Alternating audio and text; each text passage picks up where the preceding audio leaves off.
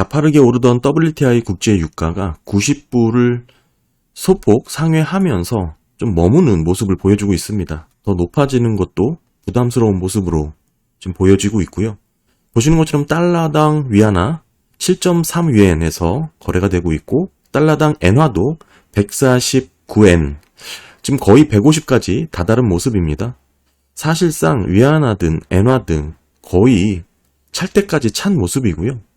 지금 이런 20년물 국채금리가 4.5%를 넘어서는 모습은 지극히 자연스러운 모습이라고 해석할 수가 있겠죠. 다만 지금 국제유가 가격이 WTI가 91불 넘어서는 모습이지만 상대적으로 휘발유 가격이 덜 올랐죠.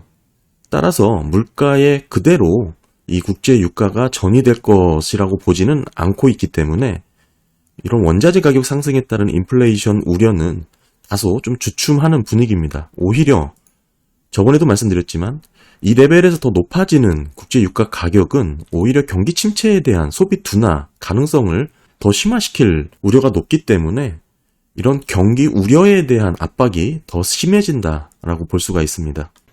지금 경기를 전망하시는 분들이 전체적으로 한 3가지 정도로 나뉠 수가 있는데요. 첫 번째는 경기 침체에 대한 우려를 높게 보시는 분들이죠.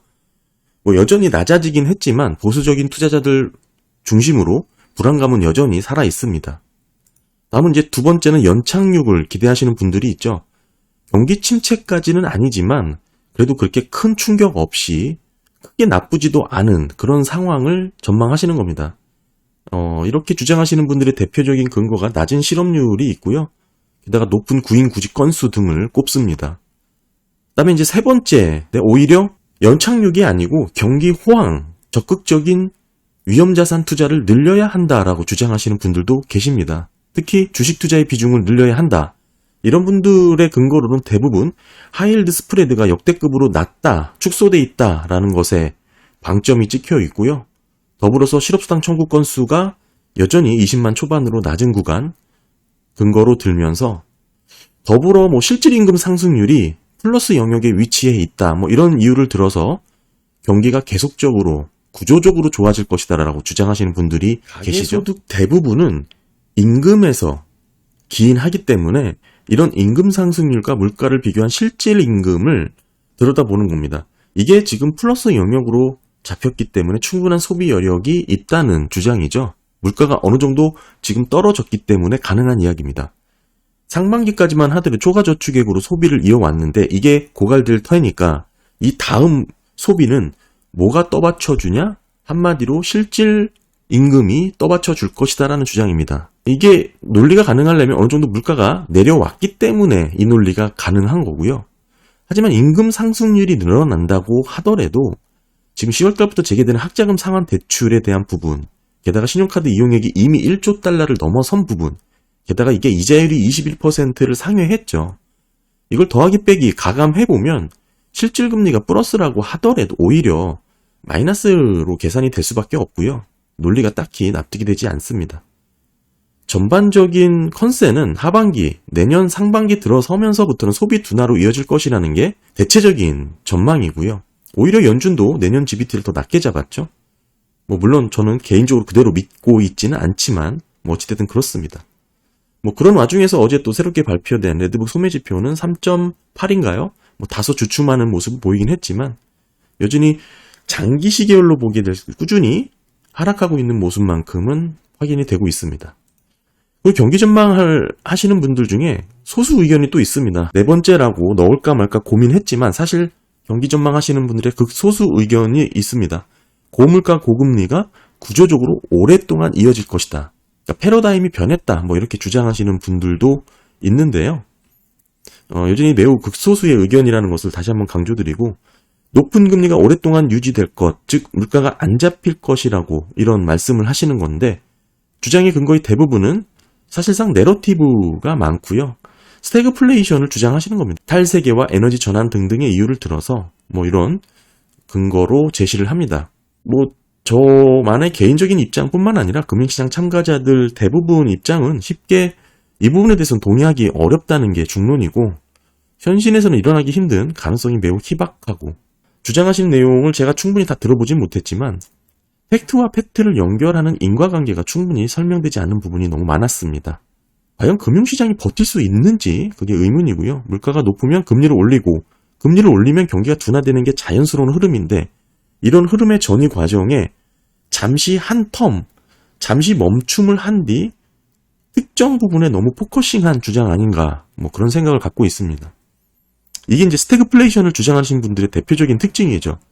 저는 여전히 인플레 디플레이션으로 넘어가는 과도기적 시기로 스태그플레이션을 정의하는데 그게 아니라 특정 시점에 대해서 집중적으로 과몰입해서 그 논문도 쓰고 주장하고 그렇게 얘기하시는 거죠.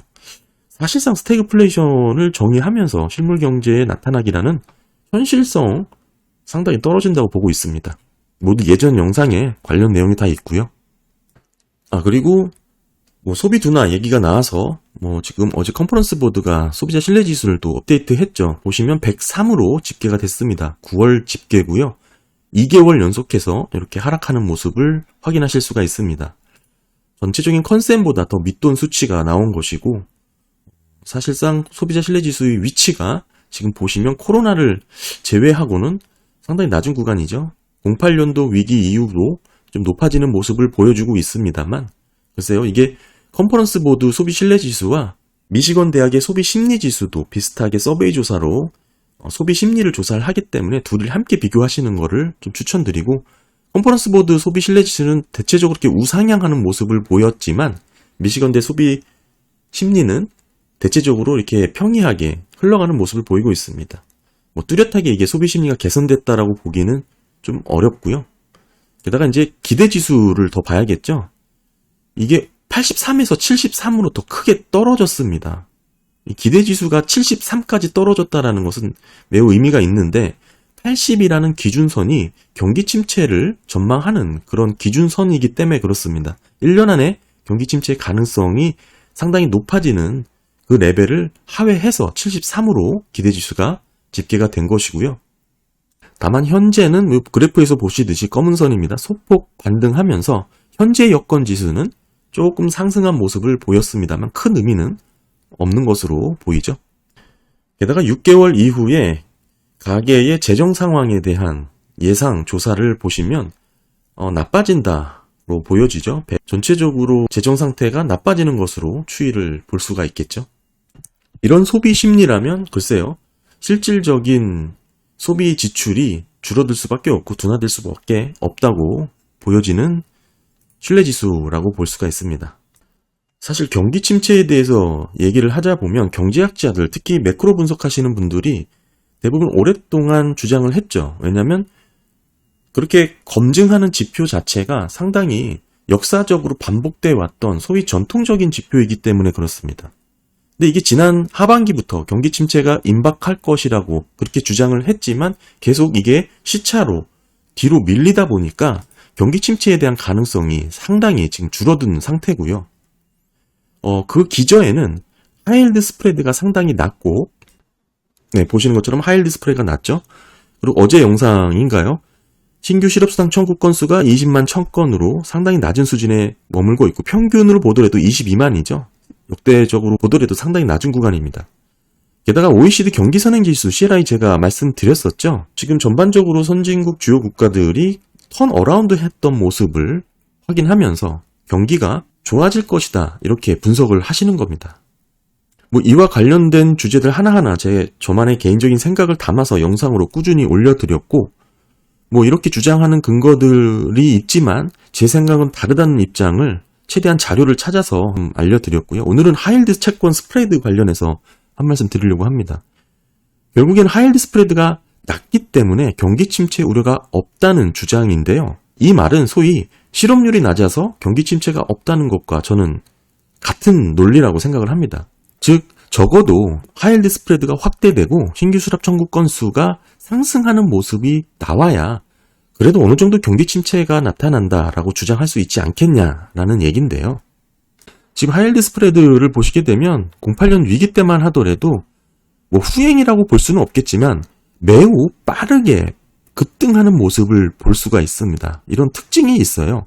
따라서 경기 침체 전 이를 전망하거나 예측하는 자료로 쓰면 안 된다고 생각을 하는데 아직도 하이힐드 스프레드를 갖고 이게 축소 영역에 있기 때문에 경기 침체의 가능성이 낮다라고 주장하시는 것은 글쎄요, 저는 딱히 납득이 되지 않고요. 지금 현재 하이힐드 스프레드를 보시게 되면 하이힐드라는 것은 사실 투자 부적격 채권입니다. 투자를 하면 안 되는 회사채예요. 정크본드예요. 그러니까 이 정크본드에 투자했을 때 지금 받게 되는 수익률과 미국 국채, 안전자산이라고 볼 수 있는 미국 국채 수익률의 차이를 나타낸 겁니다. 이게 지금 대략 한 3.7, 3.8 정도 될 겁니다. 4%가 되지 않는 수준이고요. 뭐 쭉 보시면 낮은 구간에 위치해 있다라는 것이죠. 그렇다면 하이힐드 스프레드가 어떻게 축소되고 어떻게 확대되는지 각 시나리오별로 좀 설명을 드리면 지금의 상황을 이해하는 데 도움이 되실 거라고 생각합니다. 하이힐드 채권 금리가 상승하고 국채 금리가 하락한다면 스프레드가 확대되겠죠. 높아진다는 뜻입니다. 이게 높아지면 그만큼 기업들의 신용 리스크가 확대되기 때문에 그래서 경기 침체의 징후로 보게 되는 것이죠.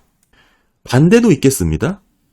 하이힐드 금리가 하락하고 떨어지고 국채 금리가 상승하게 되면 이 스프레드도 당연히 이렇게 축소 영역에 위치하겠죠. 어찌 보면 지금과 같은 모습이라고 해석할 수도 있는데요. 조금 다릅니다. 이건 뒤에 설명을 드리도록 하고요. 하이힐드 스프레드 말고 하이힐드 수익률 자체를 좀 보게 되면 지금 뭐 보시면 대략 이게 좌측이니까 대략 9%는 아닐 겁니다. 한 8.7 정도 수익률을 준다고 보시면 되는데 하이힐드 수익률은 22년인가요? 9월 말 10월 초 정도에 고점을 찍었습니다. 9.5%를 찍고 지금은 약 8.7% 정도로 잡히고 있습니다. 가장 낮았을 때는 7.5 여기죠? 뭐 이렇게 보시면 되고요. 결국에는 9.5까지 높아졌다가 하이힐드 수익률은 지금 8.7까지 소폭 떨어진 것입니다. 그러니까 지금 하이힐드 스프레드가 이렇게 축소 영역에 있다라는 것은 아까 말씀드렸다시피 하이힐드 수익률은 소폭 하락했고 그거에 비해서 채권 수익률은 크게 상승하면서 이 스프레드가 낮아진 것입니다. 제가 지금 드린 말씀이 되게 중요한 의미가 있는데 과연 하이힐드 스프레드가 왜 낮기 때문에 경기 침체를 전망할 수 없다라는 주장은 왜 나왔냐면 경기 회복 초기에 하이힐드 채권 가격이 높아집니다. 하이힐드 채권 가격이 높아진다는 것은 하이힐드 수익률이 떨어진다는 얘기죠. 다시 한번 말씀드리면 하이힐드 스프레드 간 축소가 이런 축소 영역이 두 가지 영역으로 나타날 수가 있는데 첫 번째는 하이힐드 채권 수익률이 떨어지면서도 나타날 수가 있는 거고 또 하나는 국채 수익률이 높아지면서도 나타날 수가 있는 겁니다. 그런데 대개 경기 침체가 없다고 판단하는 하이힐드 스프레드의 이 낮은 구간, 이 축소된 구간은 즉 경기 회복 초기에 하이힐드 채권 가격이 상승으로 나타나기 때문에 하이힐드 스프레드의 낮은 구간, 이 축소 구간은 경기 침체 우려가 낮다는 의미로 해석을 하기 때문에 그렇습니다. 말을 좀 어렵게 설명드린 것 같은데 하이힐드 스프레드가 낮아서 경기 침체가 없다라고 본 이유는 경기가 회복되는 과정에서 하이힐드 채권 가격이 높아졌기 때문에 그런 거예요. 하이힐드 채권 가격이 높아져서 하이힐드 스프레드가 축소된 겁니다. 지금은 좀 다르다고 말씀드렸죠. 물론 9.7에서 8.7까지 낮아지긴 했지만 그거에 기인한 것보다는 국채 수익률이 급등해서 나타난 하이힐드 스프레드의 축소라는 것에 더 방점을 찍어야 됩니다. 따라서 지금의 하이힐드 스프레드가 축소되었다고 해서 결국에는 하이힐드 채권 가격이 상승했다라고 볼 수가 없죠. 지금 수익률이 이렇게 조금 소폭 떨어졌긴 했지만 소폭 떨어진 것이지 이걸 갖고 두드러지게 하이힐드 채권 가격이 반등했다라고 해석할 정도는 아니니까요.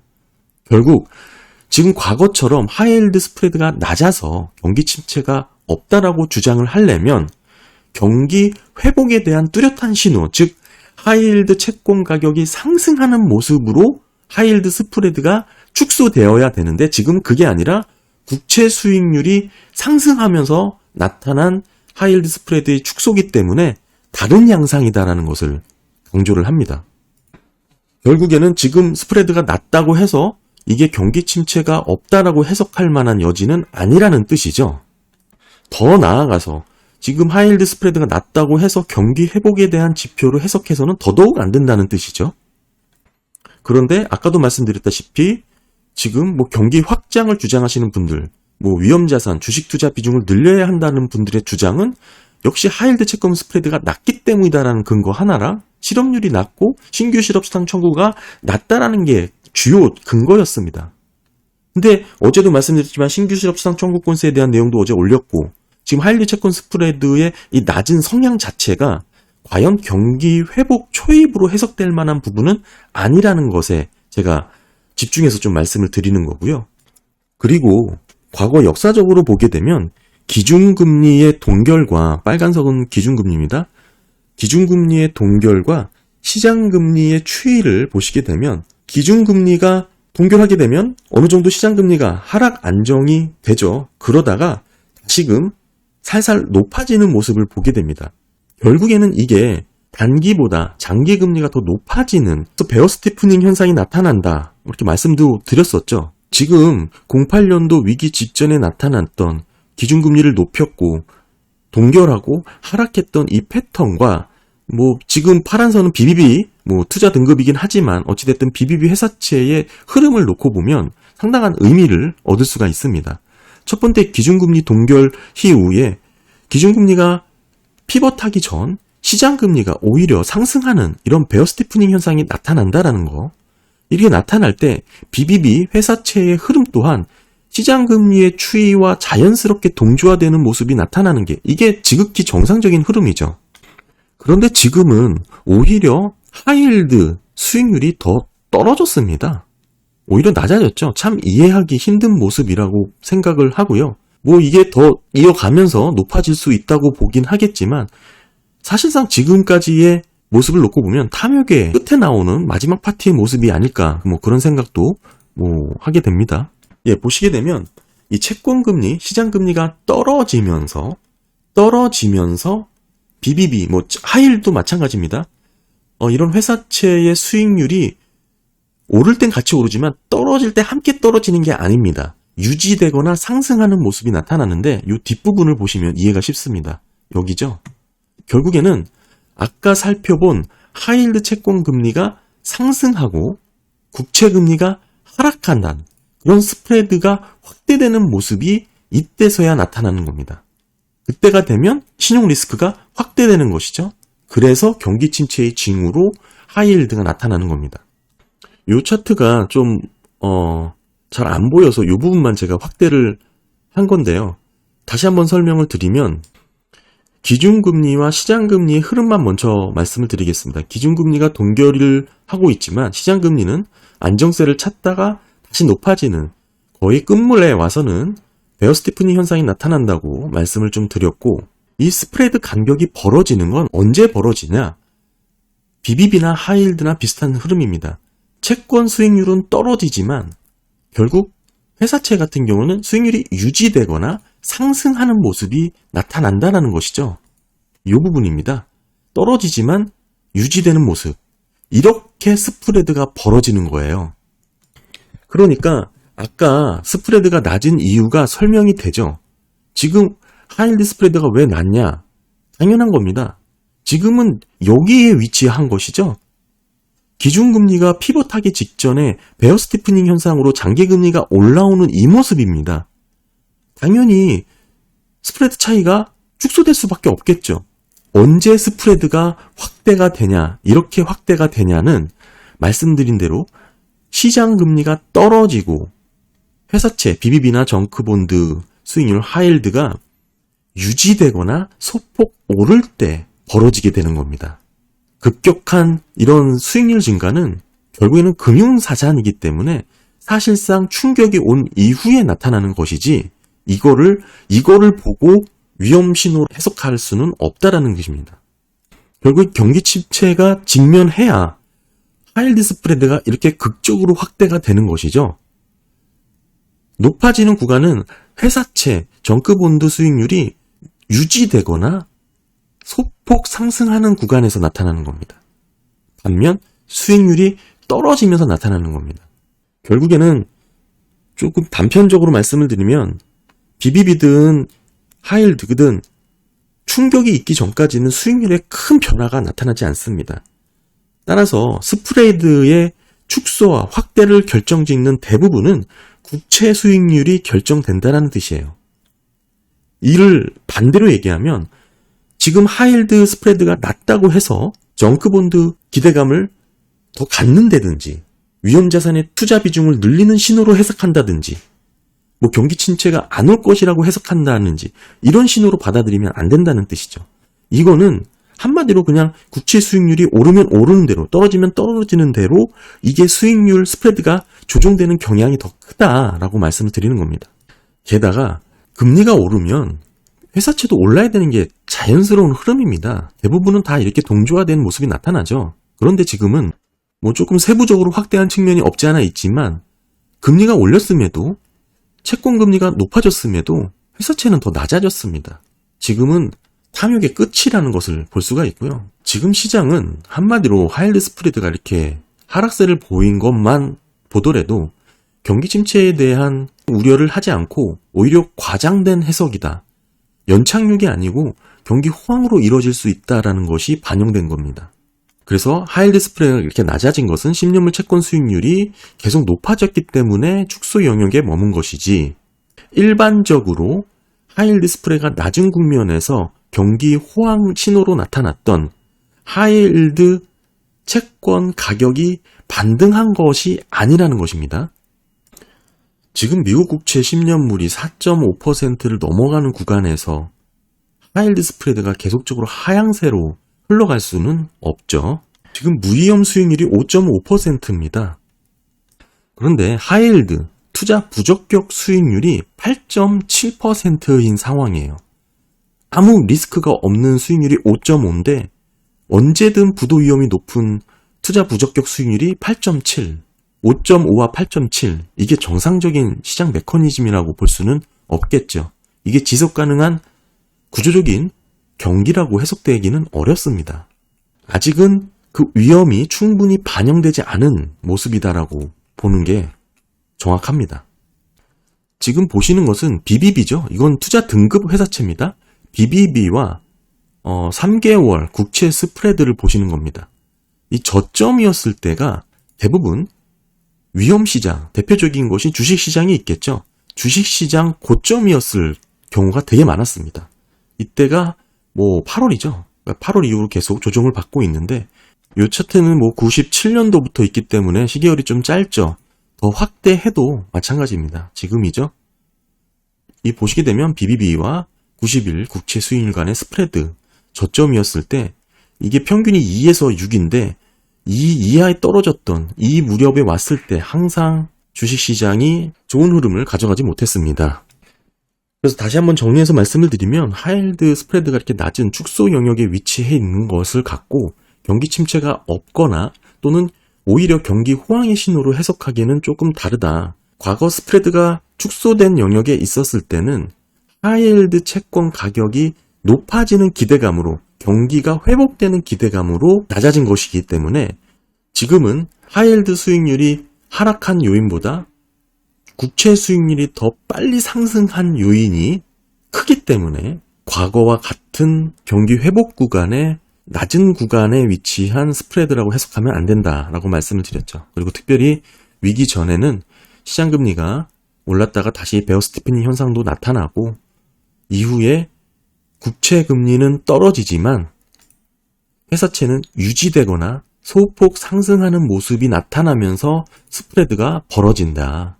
지금은 어딘가요? 위치가 여기죠. 그러니까 당연히 스프레드가 낮은 구간에 위치할 수밖에 없다. 뭐 이렇게 해석을 하시면 좋을 것 같습니다.